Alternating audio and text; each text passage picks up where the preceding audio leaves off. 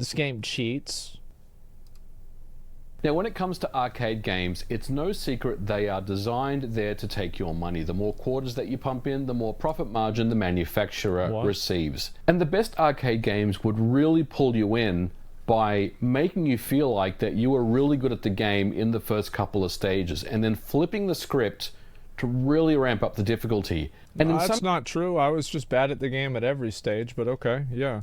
In cases, the game would outright cheat. In 1993, Midway would release a sequel to one of the most popular fighting games of all time. Mortal Kombat. Mortal Kombat 2, or MK2 as we will call it, was everything that the original arcade release had turned up to 11, and went on to become one of the most successful arcade games ever released. Its success would guarantee home console versions would release the following year on the Game Boy, Game Gear, Super NES, and Sega Genesis, releasing simultaneously on Mortal Tuesday, September the 13th, 1994. At the time, it was the best opening week of sales in video game history, with 2.5 million units sold. Mortal Kombat 2 was a massive success in the arcades. It grossed over $600 million in sales, with around 27,000 cabinets sold to arcade 27, holy, that's a lot. Oh my god. Operators. That is a staggering profit margin. The game once again would feature digitized graphics, which were a significant improvement over the original, with that addictive Mortal Kombat gameplay, and of course, the blood, gore and fatalities would also be a part of the game. But new updates were introduced. New fatalities, new stages, new characters. Fans wanted more Mortal Kombat, and MK2 delivered, completely dominating both arcade and home sales. But we're not here to talk about the different versions of MK2. Instead, in this episode, there's one part of the game that I'm not a fan of that's absolutely infuriating, and that is the cheating AI. And this is probably a good part of why the game grossed so much money in the arcades. So it was literally rigged. MK2 would straight up cheat and perform moves instantly that any human players simply could not do given their reaction times and the 3 frames of input delay. So let's take a closer look to show you what I'm talking about. If I launch the arcade version in MAME, and if I try an uppercut, you can see that the opponent, in this instance Raiden, counters my move and then performs a throw at exactly the same time. If we slow down the frames, you can see that I've clearly connected with him before he throws me.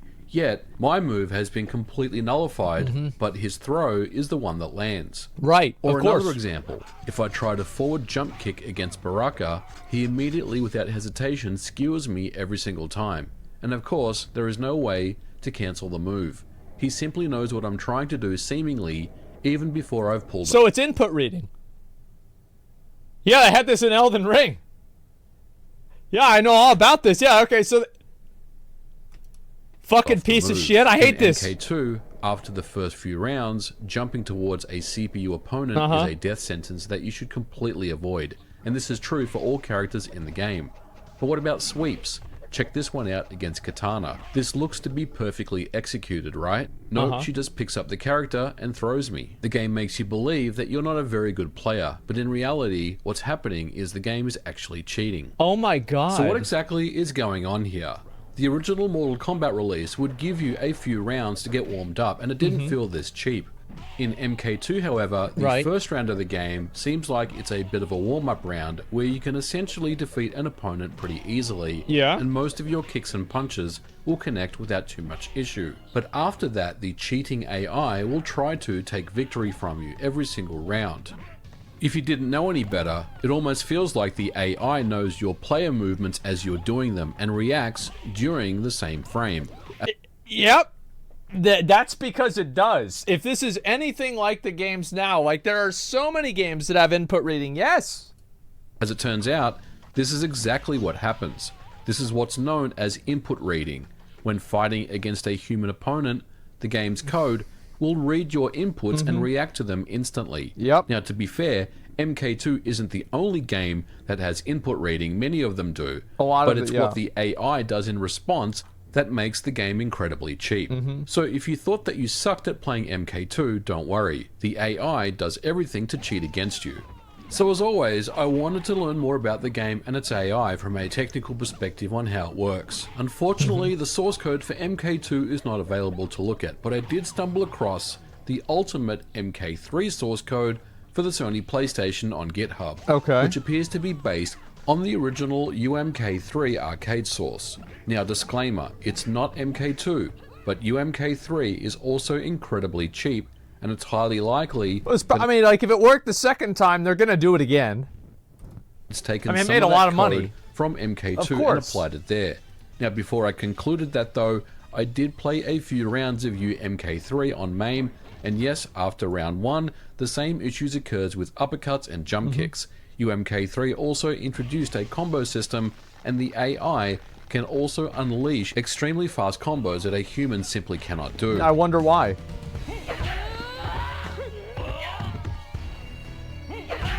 Wow, look at that. So we know how the AI game wins cheats, again. and we know that this is a big source of frustration for many a MK2 player, from the beginner, novice, all the way up to the experienced player. But let's try to understand how the game cheats and what exactly is going on. Now, before we dive into the code, it's important to know some terms that are used in the game. When it comes to midway games, the term drone is used to describe a computer opponent. The mkdrone.c file handles all the AI for a drone and each of their corresponding characters in the game. The AI itself is pretty basic. Internally, the code will use a variable known as diff, and this stores the current difficulty of the game. This value then is used in a random number chance that the computer AI will react to your move. Note that this variable diff is internal, and it's not the same as the actual difficulty level of the game in the machine's dip switch settings. Now this is specific UMK3 code, but for the first 3 matches, the diff variable will increase by 1, and if you make it to the 4th round in the ladder, 1 1 1 2 3. Yep. Then diff will increase by an additional 2, and if you make it to the 5th round and beyond, diff will increase by an additional 3. The highest value diff can be is 9. The variable diff controls how the AI reacts in the game. It also will help the player in certain scenarios. For example, if the player loses 3 matches in a row, then the diff variable is decreased by 1, making the next game, should the player decide to pump in more quarters into the arcade cabinet, a little easier.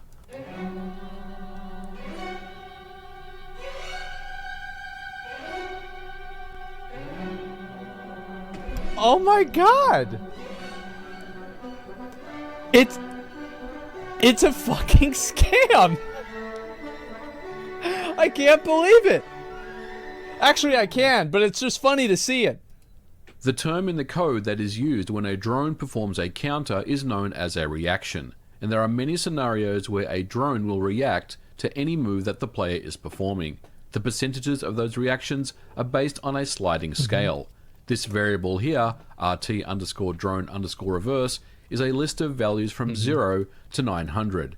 If the difficulty is 6 then this value returned is 700. This value is then passed to another function known as rand_per, and this essentially is taking the value 700 and dividing it by 1000, which means that there is a 70% chance that in the second match on the ladder that a drone will react to your move. If you manage to get to the 4th match on the ladder, the difficulty is maxed at a 90% chance, and this is where the CPU AI really starts to cheat. And note that these drone reactions are performed within the same frame. This also helps... Yeah, there's just no way you're gonna win. The only way you can beat something like this is to bait it to attack, and then attack backwards, or attack based off of that.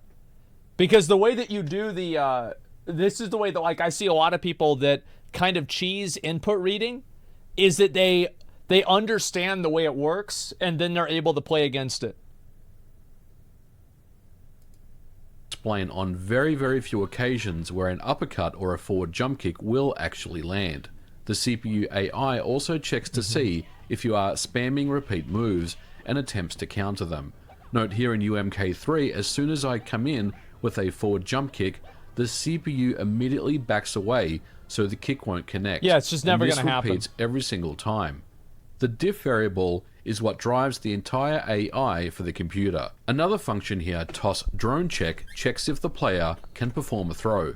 But the function react_xfer_him is where the drone has a chance to react, once again based on that diff variable. If that variable is set high, then the drone will react more often.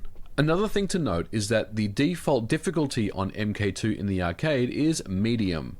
You can adjust the dip switch settings difficulty to be as low as very easy, but this is only delaying the inevitable. Essentially, the diff value will start out lower, but you'll always be at 9 by the time that you progress to the bosses. But even before the bosses, as you're fighting up the ladder, a diff value of 6 and above will start to become very cheap in the game. In order for the player to beat the CPU, it doesn't really take advantage of your skill.